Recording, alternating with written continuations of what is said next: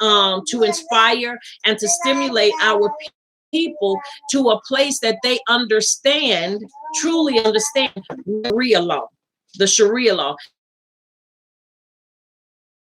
Address, you will understand that the 50 states, they, I believe there might be, maybe, I think they said 16 of them, or maybe 11, that are fighting to keep from having the Sharia law. And you must understand some of the things that the Sharia law presents as I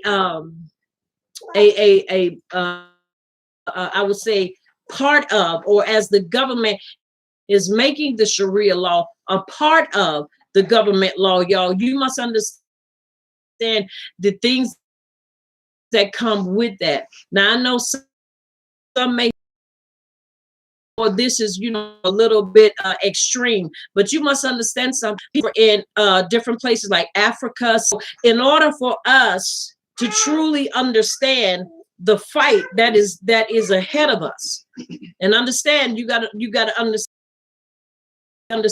these laws.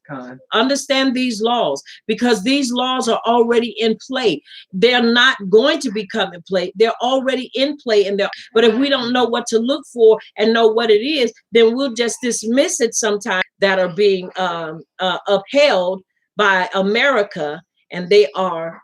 We're going to be covering that on to Layla. And once again, I want to also share with you, it is important that in this, and important that you understand that the time we're in, advantage of that what the Abba is baruching and releasing. You know, I've heard people with taxes, stimulus, use your stimulus check to invest in property, or invest in not stock. I don't believe in investing in no stock. Now, if you do, that's your choice. The stock is too risky, because you can have something today and it can be gone today. Land is wealth. And so it is important, you know, that you begin to look at these things. I heard people say, you can't buy nothing that he order your footsteps.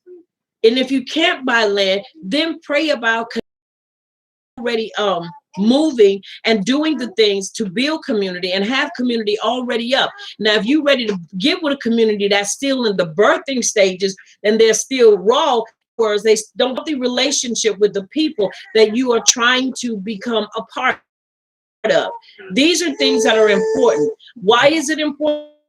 Because you definitely into our class, and on some Mondays you can catch us, my Ish and myself, doing our prep, just our prep, I won't say class, but our time of prep information that we give you information that we believe that is imperative, important to help you along your way, to help you decide whether you want to be an off-grid liver, and if you're going to be living off grid, some things that can help you. Once again, this making a life off grid for beginners, and once again, it is for Hebrews only. Hebrews only, a place that we can get information, give information, and it's a place for us as Hebrews. I'm going to leave that there, but we want to, once again, we're going to go in this. I want you to turn your attention to Bereshit chapter 25 verse 34, and then we're going to look at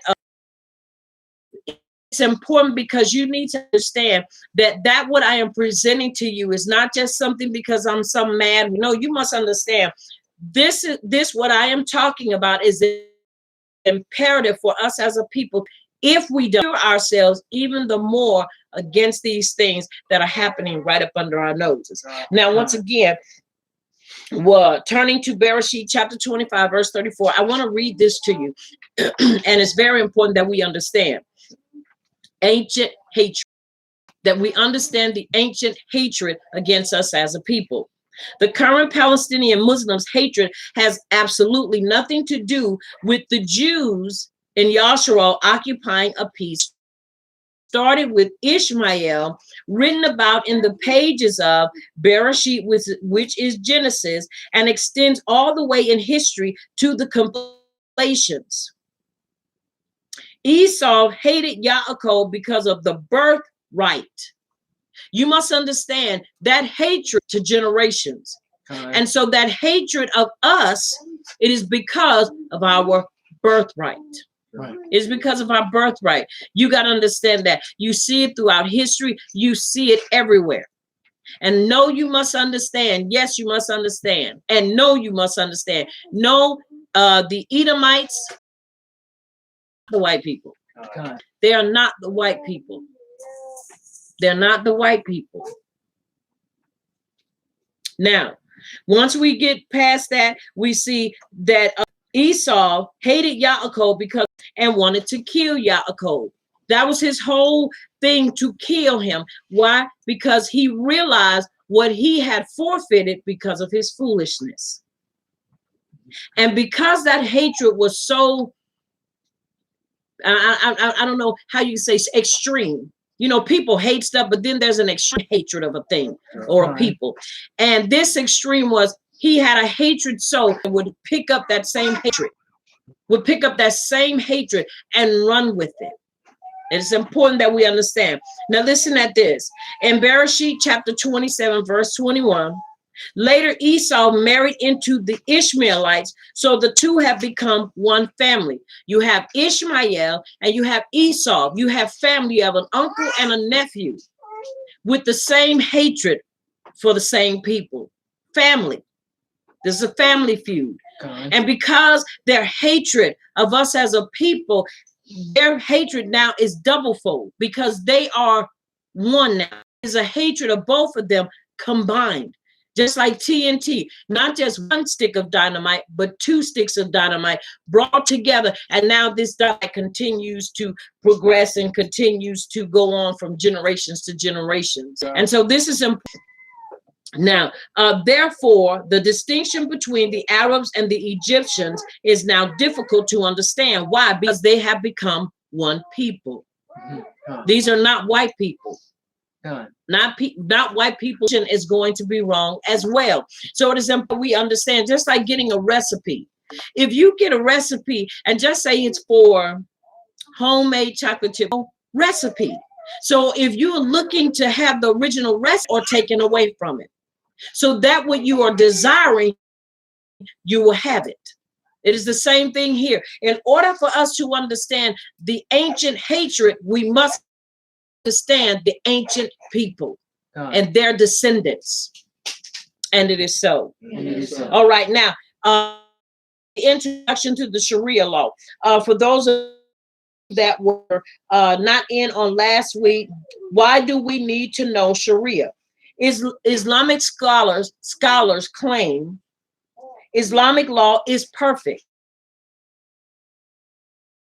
on the Quran, the words of Allah, and Muhammad's words and deeds. The law of the United States are temporary, limited, pass away. It is the duty of every Muslim to obey the laws of Allah. The Sharia. U.S. laws are man-made, while Sharia law is sacred and comes from the only legitimate God, and that is Allah. Now, I want to stop right there, and I want to kind of give you a scenario or an example of what they mean. Now, you have to understand something. They are not stupid, and they have watched. They know where we are. They know what we were. States' laws and their government has been made up by man. They're not lying. They're telling the truth. Anybody understands slavery? You understand that there were always laws put into place by who? By man, to maintain us as a people of slavery. Right. We were watching something just the other day, my ish and we were watching slave catchers and the slave resistors. Resistors. And so you got to understand something. There was so much stuff in that, and I would suggest you can find it on the History Channel on YouTube. I would suggest watch it. It tells you about how the Ku Klux Klansmen came to be about, and it just shows you how to keep us as a people in bondage.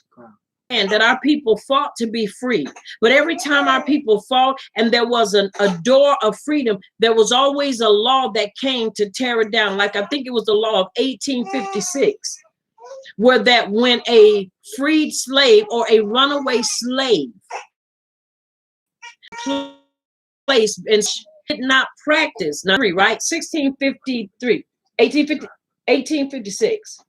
I think it was 1856 under that act, 1856 or 1850 or 16, y'all. I'm sorry, but it's one of those. Check that for me. It's under either 1653, the act of 1653, or 18. Tried to find a place of shelter. He tried to find, or even she tried to find a place to where they could stay and be away from that law. Well, because these laws were put in place and they held government positions, these same ones were the same ones that benefited from slavery. So they would do different things. And so if a slave went to Virginia, just say Virginia, and Virginia was a place for those that were freed and so forth. Well, they could turn around under this act and go and get them and take them back to wherever it was they ran away from. And most of the time it was from South Carolina or from North Carolina, where the slaves were trying to get away from, because the stuff that they were doing and the harshness that the people suffered, our people suffer, is just ridiculous. It really is. But the reason I wanted to say that is because you got to understand, all of these laws were made by man. They said that black people, we didn't have souls. We didn't have a right to speak out and say what we wanted. And then they in turn used the Bible as a basis for them manipulating and keeping our people in bondage. They didn't want our people to learn how to read. It was a law you couldn't read, once again, made up by man. Nowhere in the writings does it for us not to read and write. Why? Because this was man-made. So when they come in to assert their laws, you got to understand, they're saying, first of all, we don't do that. Our laws are this, and our laws are that, because these laws come from Allah. Laws up. But these things. One thing I've learned from Marcus Garvey said, study those that are your oppressors. Study the people that are your, because of the signs and because of prophecy and time unfolded before. And how does it affect us? It is important we understand that. Principle found in the Quran and other Islamic religious, political, common principles between American law and Sharia law. Nothing, but watch this. It is upheld in the United States. It is upheld here. It is upheld. Right. Now, under the Sharia law, there is no freedom of religion. There is no, I'm thinking, man, they own it. No freedom of thought. There is no freedom of artistic expression. There is freedom of the press. This is why when you see over in the predominantly Islamic nations and churches, what do? Everybody wears black. The women, you can't see anything but their eyeballs. Everything is just common, and you have no freedom of expression. There is no color. You can't do anything. Are y'all following me? So you're basically why, but this is how they're able to recognize their own people versus people that are not. Right. That's how they're able to recognize it. There is no equality of peoples. A non-Muslim, a kafir, is never equal to a Muslim. And one of the things that my elder brought forth, is that kafir means the black man or the African, which is still us. We're Hebrews. Are y'all plainly in this? There is no equality of people. They said non-Muslims, but they wanted us to know for sure. In other words, put in there Hebrew, because they're saying to us there is no equality. We will not allow you to be equal to us. Period. There is no equal protection with one set of laws for Muslim males and different laws for non-Muslim. So that's 3 sets of laws. So what do you think you're gonna fit on there on the scale of justice? Nowhere. You ain't even on the scale. We are nowhere near the scale. All right. Now, there are no equal rights for women. There is no democracy, since democracy means that a non-Muslim is equal to a Muslim. Our Constitution is a man-made document of ignorance. Jahiliyyah that must submit to Sharia. Non-Muslims are Dahamites, second-class subjects.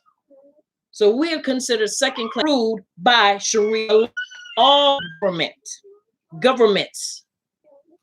If you look it up, you will see that the Sharia law has spread like a cankerworm here in America.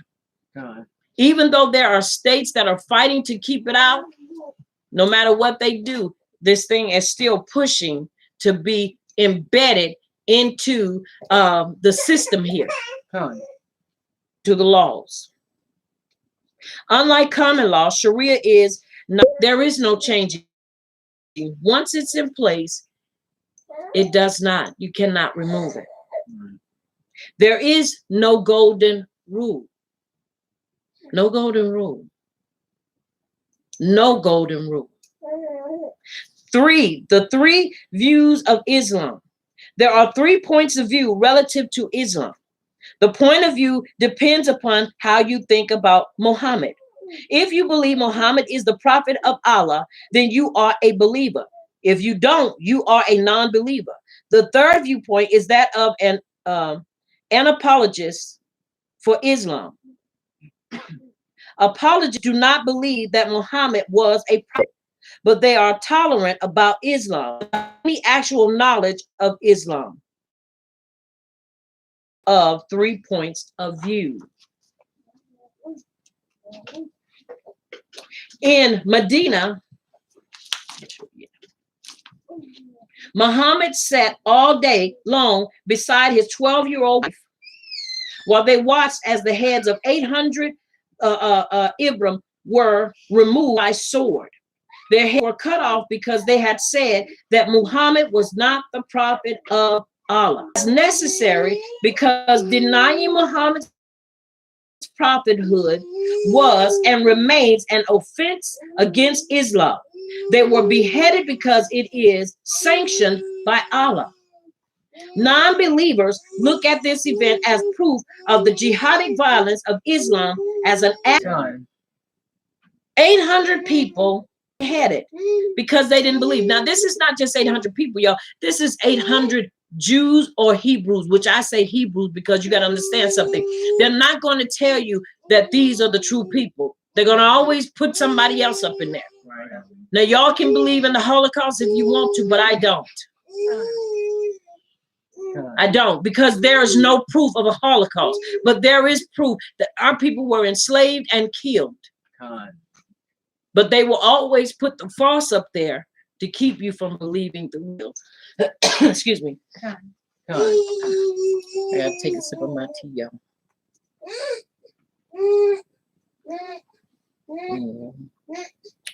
Nice. All right. Very important. Apologists say that this was an historic event that all cultures have about Islam. And these are the people that you have to really be careful of. And the reason you have to be careful of them is because, once again, their view is basically, yeah, they're not a hard people. They've never done anything wrong. They have no insight. And this is why I have no respect for Hebrews. And I said it, and I don't apologize for it, that continue make it as though Farrakhan is saying something we as a people and our own mores and morals have not been saying.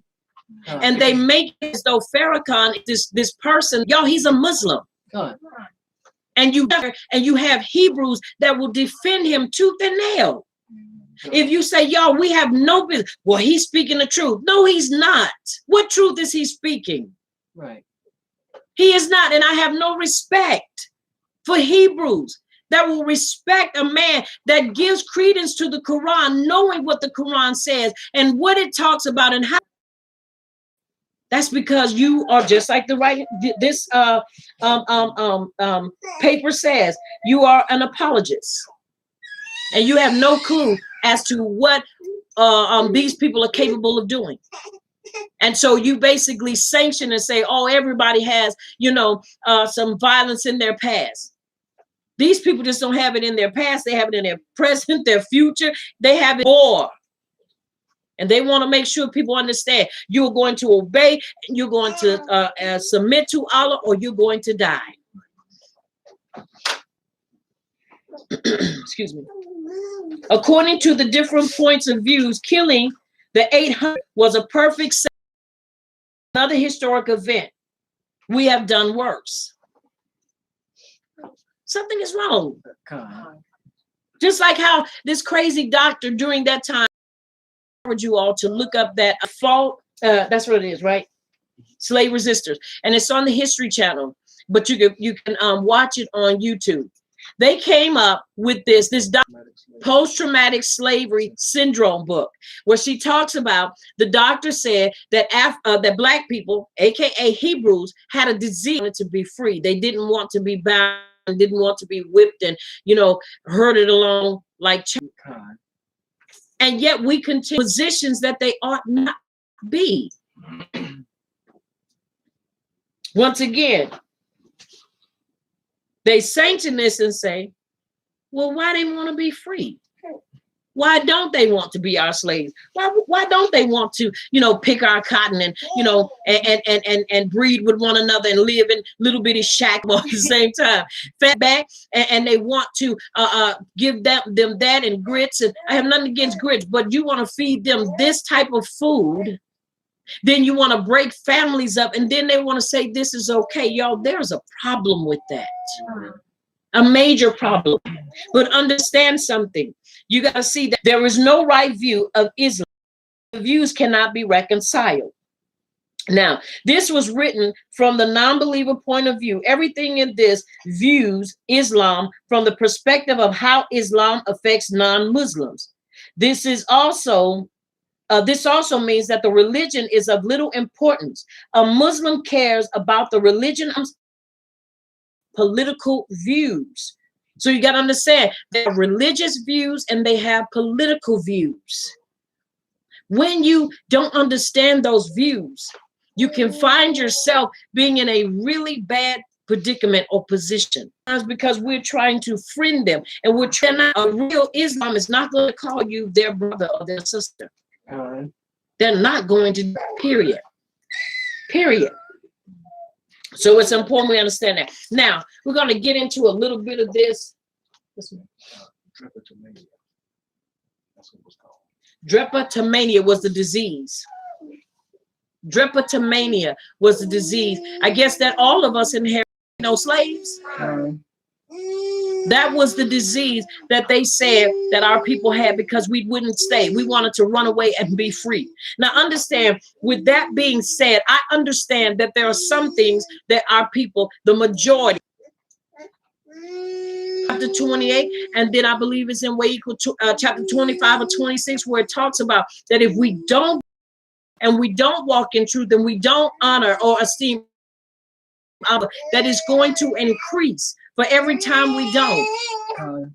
So it is important that we understand these things. Now, with that being said, once again, it is imperative that you understand that what we are up against as a people.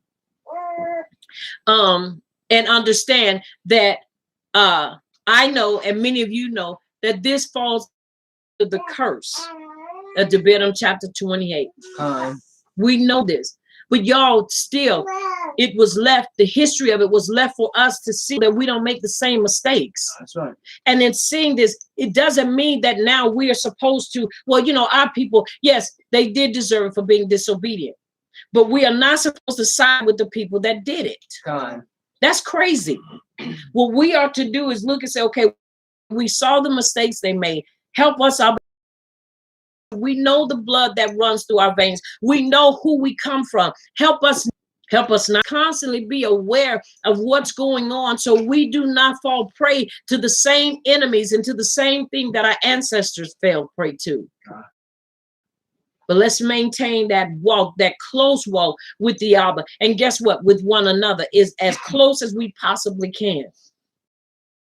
Because y'all, these are things that are happening up under some of our noses, and we don't even know. We don't understand why people can do the stuff they do, why they can kill a person, why even some things that are happening, we're trying to figure out, how does that make sense? How was it that this person got away with is being upheld as law? All right. What is there is nothing quite like it in our culture. To understand Sharia, you first need to understand what Islam is. Contrary to what you have been told, Islam is simple to understand, but you need to learn some new names for a few new ideas. All Muslims believe that the Quran contains the precise words of the Creator God of the universe, which they say is Allah. Muslims believe that the Quran is and eternal. Here is a Quran verse used in Sharia.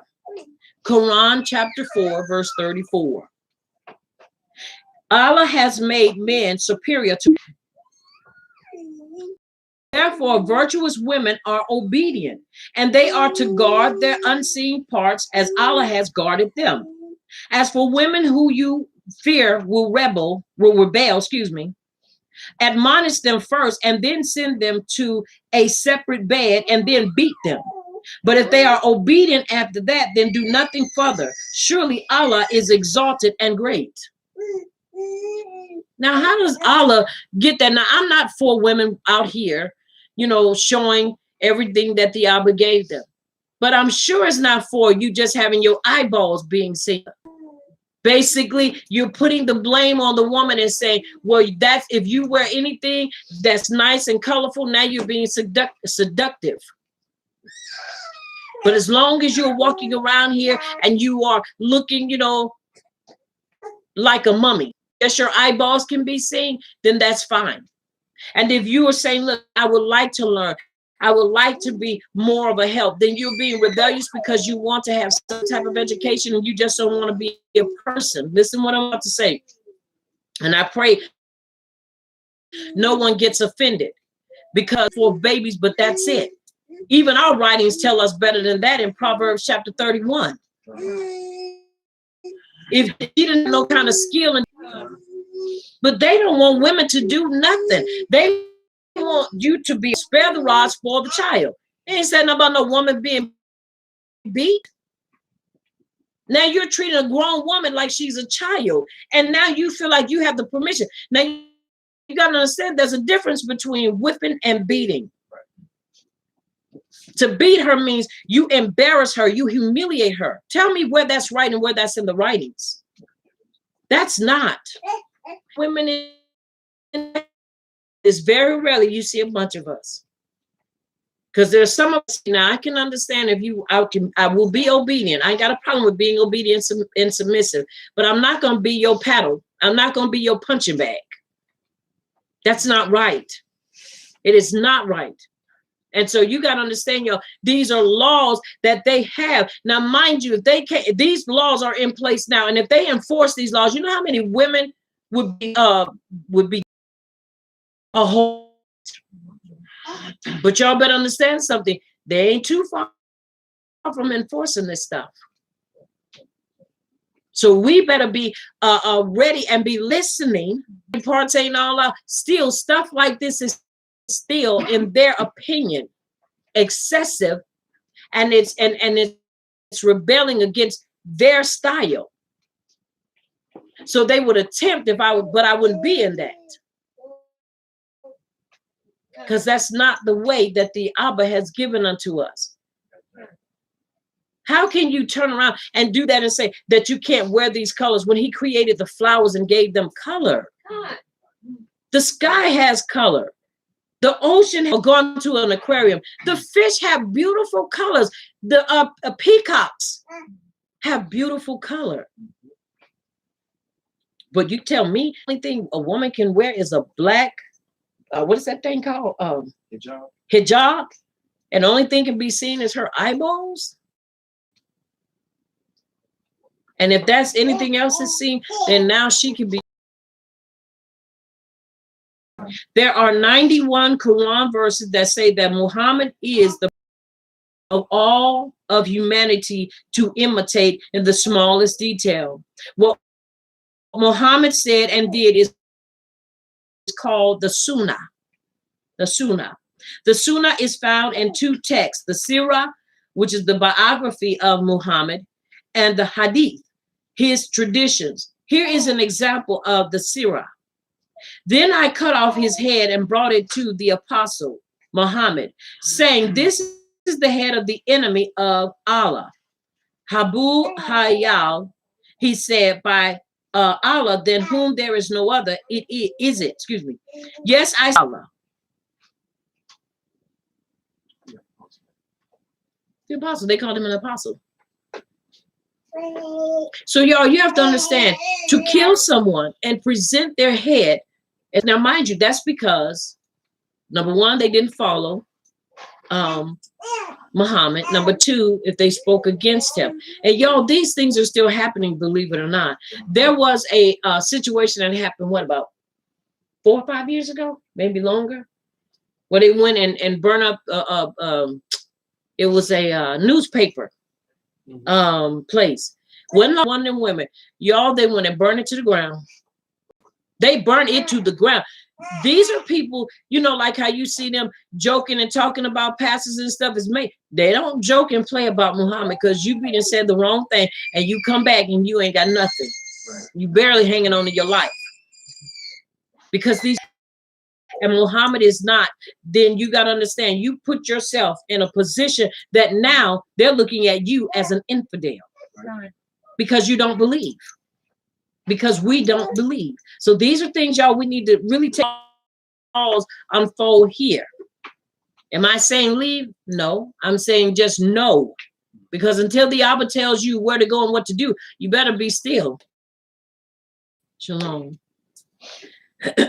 Now, a hadith, usually only a paragraph long, is an action, brief story, or conversion about or by Muhammad. The action can be as elementary as Muhammad's drinking a glass of water or putting on his sandals. A collection of hadiths. They will guard them and they will fight for their lives and they will give up their lives to maintain it. Exactly. Now, this is the trilogy, and the way it is set up, that is his pronouncements. The actual words or deeds that one should follow are the Sunnah. The story that gives us the Sunnah is the Hadith. There is a subtle difference between the Sunnah and the Hadiths. The actual action of Muhammad are the Sunnah. The report of that action is the Hadith. The Sunnah is analogous to water. Analogous to water, thank you. While the glass holding the water is the Hadith. There are many collectors of Hadiths, but the most authoritative collector were Bukhari, Muhammad ibn Ismail al-Bukhari. The next in rank is Islam. It's an example of a hadith about adultery from Bukhari that is used in Sharia family law. Bukhari 3,000. Wait, that's 3,000. Yeah, 38, 580 or 508. Muhammad said, Eunice, confront this man's wife. And if admits committing adultery, have her stoned to death. What does that sound like? What does that sound like? What that dog look like? Have her stoned, remember? Let me find that. Find that for me, please, Elder. We're gonna get that scripture for you. Okay? Because I want to show y'all something. Now, while Elder is finding that scripture for me about adultery, she is to be stoned to death. So what happens to the man? Remember the difference in the law. Remember, there's 3 levels of the Sharia law: non-Muslim, Muslim men, and women. a woman dared do anything remotely out of the way, guess what happens? She's crazy because she's going to die. So you have to understand, this is how it goes. But doesn't that sound remotely like some of the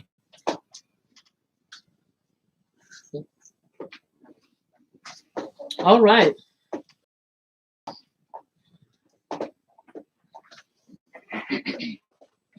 All right.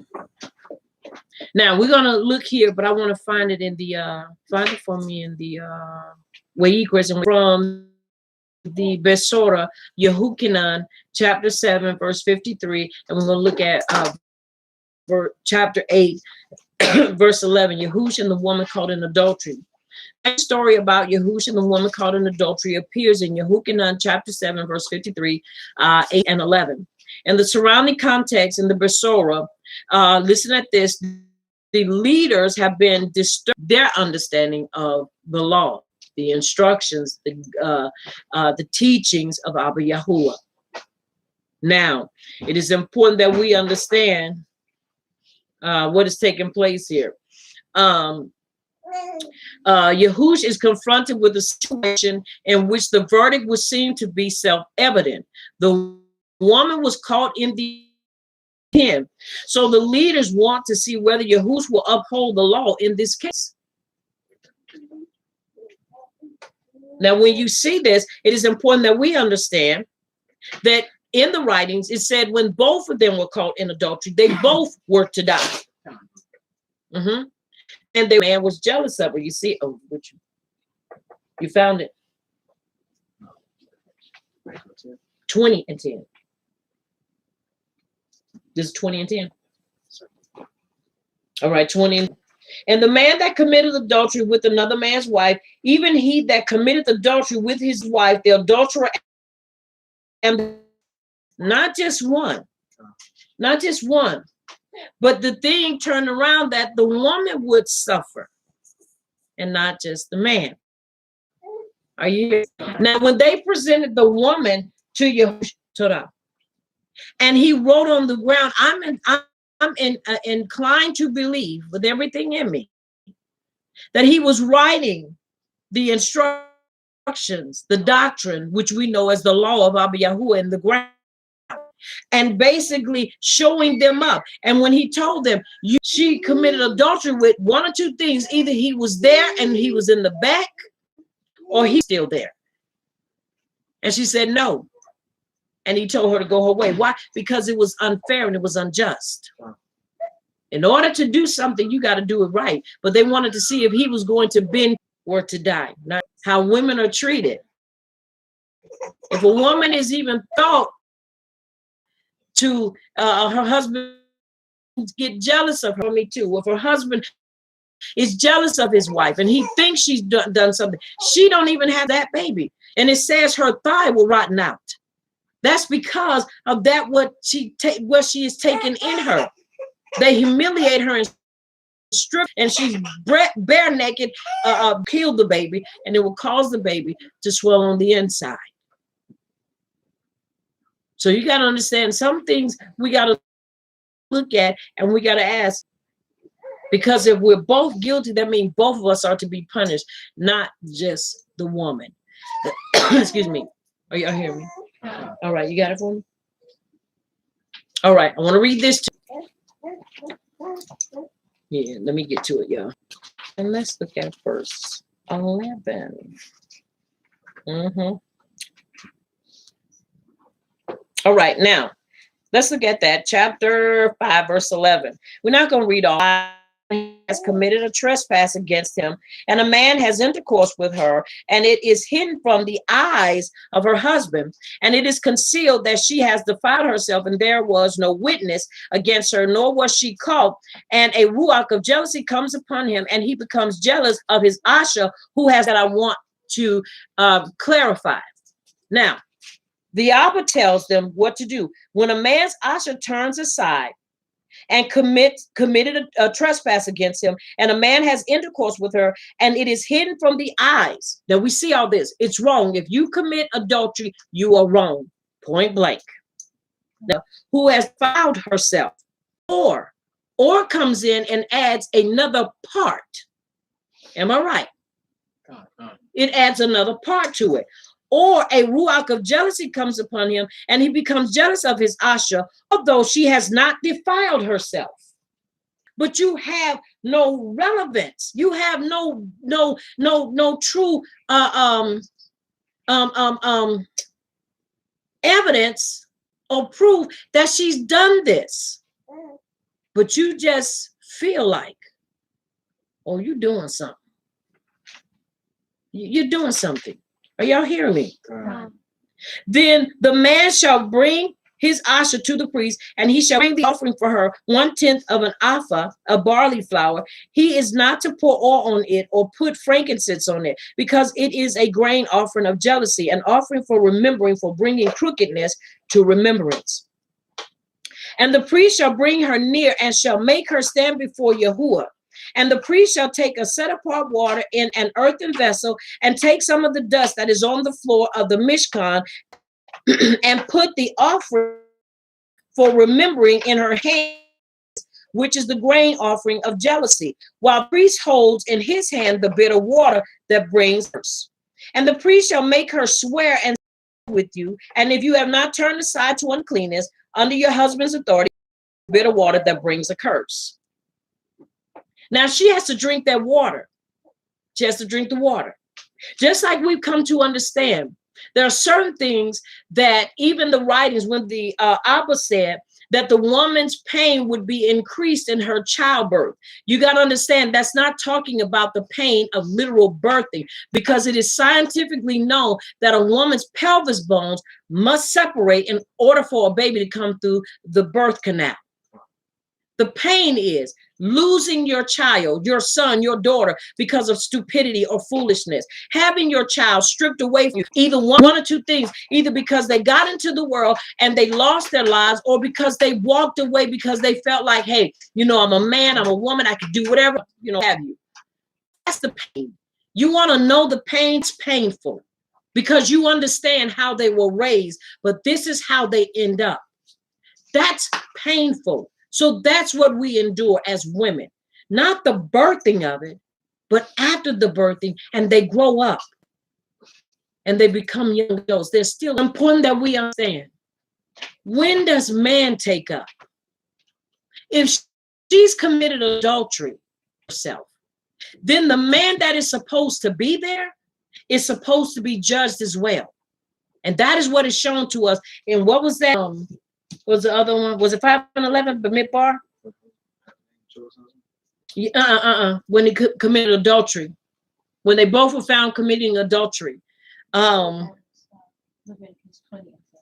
Wayikra, okay, Wayikra 20 and 10. Now, Wayikra 20 and 10 says that when a woman is caught in adultery or caught in adultery, both of them are to die, not just one person. Both of them are to die. This is dealing with a jealous husband. A jealous husband. He is jealous because in the belief is a junction. Junctions add. And so you see a comma there. And it says, who has defiled herself, comma, or a ruach of jealousy comes upon him, and he becomes jealous of his Asha. All she has not defiled herself.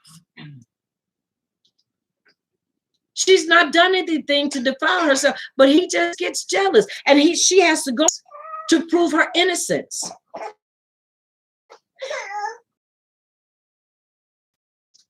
And it's going to cause you to swell. It's going to cause problems. That's a known water, and it gets into their intestines and it messes them up. It swells them up because them parasites getting them up. This is the same thing that added on to it. Just read a little bit more and then where's my time? Okay. All right. Now, that the Sharia actions are equivalent. There is no difference. Islam is not just a religion, but an entire way of life.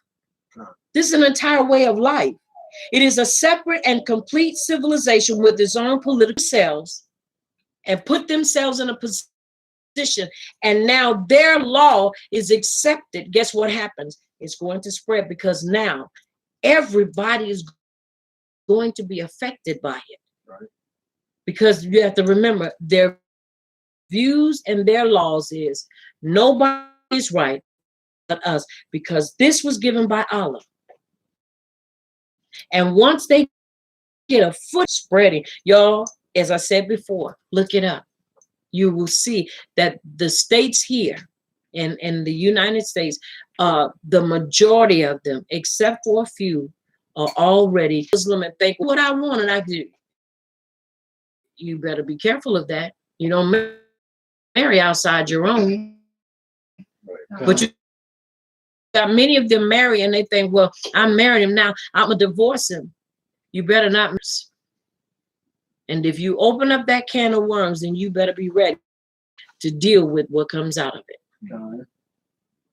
So once again, that being said, y'all, it is important that we understand the Sharia law. Understand as much as possible, so that when you see these things being operated in, when you see them being again, remember, because they have an ancient hatred of us. What better way to put us in a position and a predicament than to put these things in law? Because remember, if you have no rights, and I have no rights as a woman, I don't have no rights, but you are looked at as a non, and if you, and I'm just looked at as just being a woman. Are you hearing me? That's not a, that's two strikes. A woman, and this stand, and that we know what's taking place right up under our noses, and that when these things, and when we are things, we know how to deal with it, because the Abba is not going to have us ignorant concerning the devices of Shaitan unless we willfully be ignorant. So once again, I wanted to leave that with you. Excuse me, next class, and share. I'll be able to share some more with you, but I would encourage you to please do your due diligence and look for the Sharia law. Is it in operation where you live as a part of the government laws, governmental laws that govern that city, that town, or that state? One thing I've learned, knowing is half the battle. And so with that being said, and once again, we are you here at Messengers of Yahuwah's Kingdom, a Bread Belief congregation, where I am the moral. Session has been an encouragement. It